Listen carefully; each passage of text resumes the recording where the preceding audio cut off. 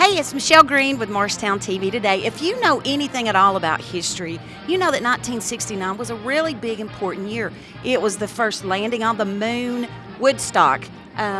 Butch Cassidy and the Sundance Kid came out, and of course, there's a few other things as well, but that was also the year that the 1969 football team from Morristown East won the state championship. Obviously, I don't have any astronauts with me, any of the musicians from Woodstock, or anybody from Sundance, Butch Cassidy and Sundance, but better than that, I have some of the actual championship players off of that team. I am so excited to meet you, gentlemen. I want to go around the table, let them introduce themselves, and tell them what position you played. I'm Doug Byer. I was an offensive guard and defensive tackle. We played both ways in those days. Back in the good old days. In the hard days. In the hard days. I'm Gary Ryan. I was a center, and when Doug got tired, I was a defensive tackle. And last but not least, I'm Jim Hodge, and I played tailback, and I played defensive back and return punts and kickoffs. well, you know what I love about this? It wasn't just one position. I mean, I guess your coach at the time, I guess cross-trained you guys. Is that how that worked? Is that how you ended up doing so many different positions? I don't know. I'm coming from... I've never heard it expressed like that. No, we played both ways is Okay. what football jargon is. You play both ways. Well, I'm talking from a business sense. I never Back played when football. when men were men, people played both ways. Played both ways. Okay, well, let me ask you this. Speaking of the coach, who coached your winning team? Rex Dockery was the head coach, of course. Dale Crispin was my coach as a line. And then we had Jerry Inslee and Buddy Fisher. Mm-hmm. And the three of those played for UT, and, of course, Coach Crispin came from Carson Newman. Oh, so you had some coaches that they knew what they were doing, right? I mean, they weren't wet behind the ears when they came to East, correct? No, they knew what they were doing. And basically, Jimmy can tell you more than me because he walked on that UT for the freshman team. And basically, everything they were doing down there is what we did. It was the UT system that we used. That is so cool. Well, now, who did you play? Who did you win the championship against? Memphis Southside. Did you play in Memphis? No, I feel like I'm going to hit him. Let me scoot over. Lean towards me. Okay, so who did you play? Or where did you play, where sorry? was the game? Knoxville. Evans Collins Yeah, Evans Field down in Collins Field. Knoxville. We actually could have played at East, but they came and TSSAA looked at the stadium, and the stadium needed a whole lot of repairs, so we had to move the game to Knoxville. Well, there's probably going to be such a large turnout. I don't know that Burke-Toney, was it called Burke-Toney Stadium then? Oh, yes. Was it? Well, I probably wouldn't have been large enough, I'm guessing. Well, let me ask you gentlemen this.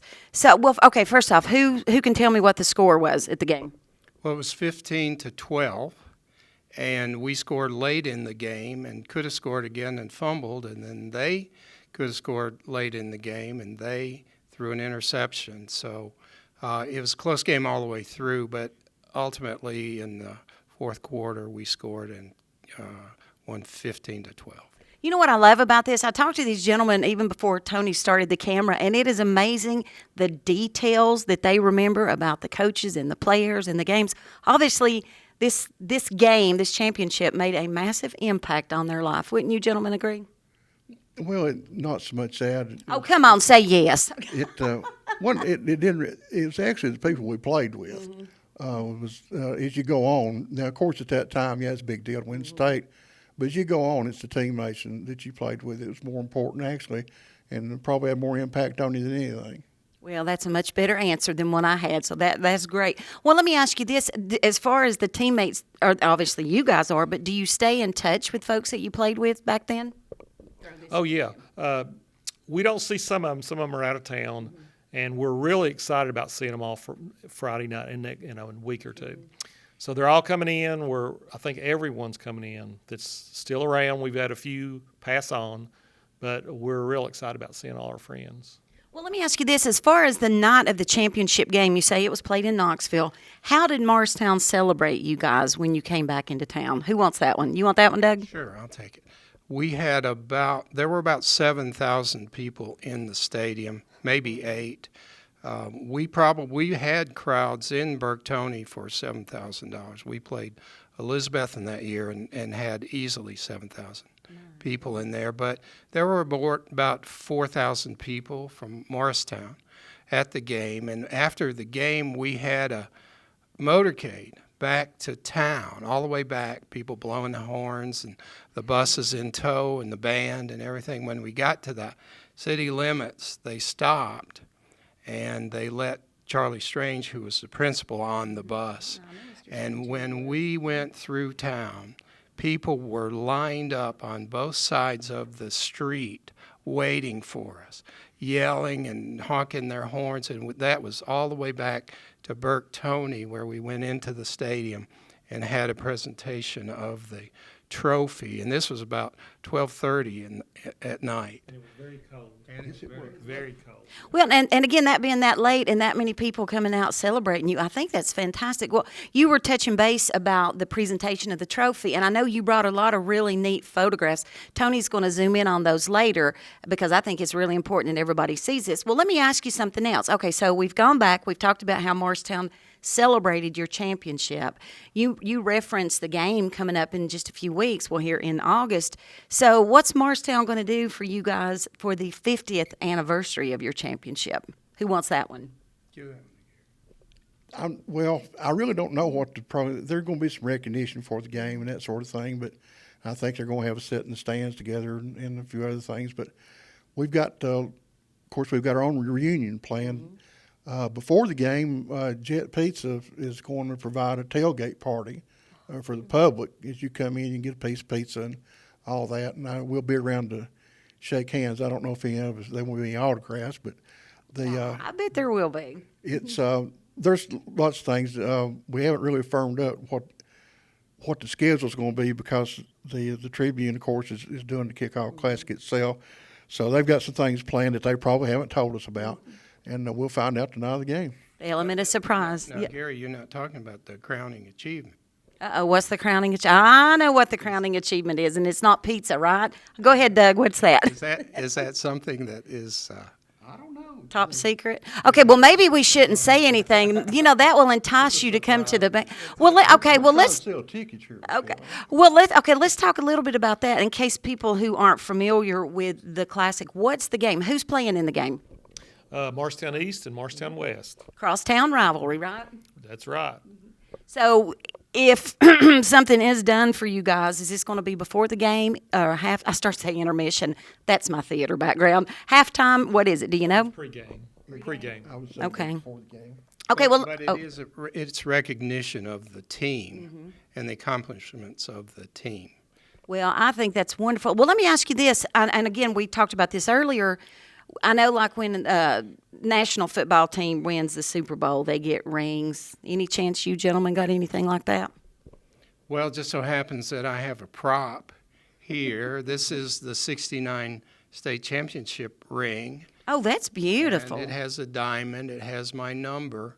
It has the score of the game. Oh, wow. And then the first state champion in the history of the state.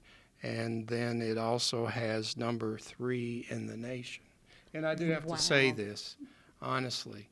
The only reason we were number 3 and not number 1 is because we didn't get a chance to play number 2 and number 1. Well, there you Or go. they'd have been number 2. There you go. There you go. Well, you know, what I think is so cool about this, too, that aside from the fact I'm talking with these gentlemen from the championship team, this has not been repeated since 1969, has it? No, ma'am. And I officiated football, high school football, for 35 years. And during that time, I saw some outstanding football teams, but there's never been one that I would have been afraid to play. We could play with anybody. And Jimmy and I were talking one time that, did you ever go into a game thinking you were going to lose? And the answer is no. We never did. I didn't consider it. So. The attitude. Well, let me ask you, gentlemen, this. I mean, aside from the importance of a coach, a good coach, knowing who to put in what position, knowing what plays to call and so on, I mean, do you attribute it to your drive individually or as a team that you guys were so successful? Who wants that one? You want that one? I'll say a little something about that. There's a lot of things that go into a winning team. Not just the talent, not just the players, not just the coaches. We had great coaches, we had great talent, great players. One of the things about the players that we had, everyone hated to lose. They hated it, and they would do anything not to lose, and I think that carried over to our games, and we just did refuse to lose ball games. Well, did it carry on into your life afterwards? I mean, as far as what career path you took, do you think it did? Tell me, what career path did you go? Well, I eventually ended up in the fire department here in Morristown for 38 years. So That was definitely a team playing job, right? that carried over and having doing team building, playing together, and that sort of thing. But it's basically the things that we learn on the football field is that when things go bad, don't go all to pieces. Get a hold of yourself and get straightened up and keep on going. And that, I think, during life, that serves you well. Absolutely. Very valuable lesson. So what did you end up doing after school? I mean, after college, what was your career path? After college, I went into teaching and coaching. So I coached 30 years. I coached at Lincoln, Meadowview, East and West. Football? And other things. That's so fantastic. Well, what about you, Doug? What'd you get into? I know, but I'm going to pretend like I don't. What'd you do, Mr. Byer?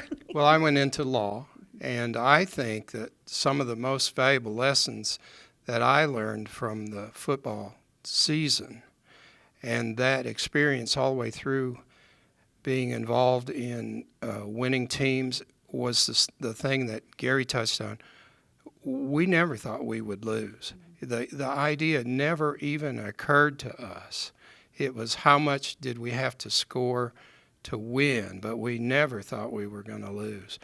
Also, to be tenacious and hold on.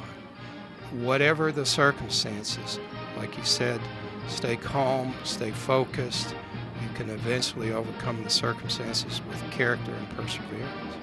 Perfect guidelines for a football team and perfect guidelines for life as well. Well, gentlemen, the game is coming up on August the 23rd, and I think it is so important that everybody in Morristown and Hamlin County come out to this. Of course, you need to come out and support the football play East as well as West, but I think it's a big deal. This is the 50th anniversary that you guys did this state championship.